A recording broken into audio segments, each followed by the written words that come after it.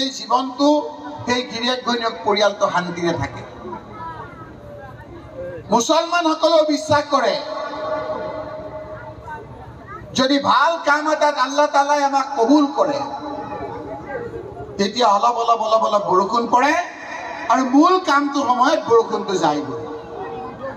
অলপ আগত আমি তিৰপাল দিবলগীয়া হৈছিল, আমি ভাবিছিলোঁ বৰষুণ দিব।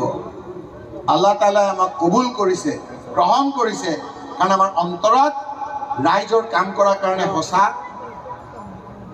আন্তৰিকতা আছে। আৰু সেইকাৰণে ৰহমতৰ বৃষ্টি বুলি কয় মুছলমানে, হিন্দু মানুহে কয় পুষ্প বৃষ্টি। ৰহমতৰ বৰষুণ দ্বাৰা আল্লাহ তাআলাই আমাক কবুল কৰিছে আৰু সেইকাৰণে আজি সুন্দৰকৈ আমি সুন্দৰ পৰিৱেশত এই মিটিংখন কৰিব পৰা আজি হৈছোঁ। সেইকাৰণে মই আপোনালোকক চিঞৰি চিঞৰি উত্তেজিত কৰি ভাষণ নিদিওঁ। মই মোৰ এই মানুহসকলৰ লগত আন্তৰিকতাৰে কথা পাতিম। আপোনালোকৰ লগত মোৰ এই বহল ডাঙৰ পৰিয়ালটোৰ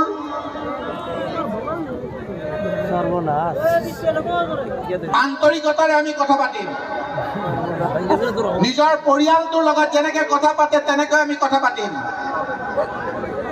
এই কথা পতাৰ লগত আপোনালোকৰ আমাৰ আন্তৰিকতা জড়িত হৈ থাকিব। মই ক'ব বিচাৰিছোঁ যে অহা 7 তাৰিখে পঞ্চায়তৰ নিৰ্বাচন অনুষ্ঠিত হ'ব। এই 7 তাৰিখে আপোনালোকে কাক ভোট দিব লাগিব মই নকওঁ আপোনালোকক।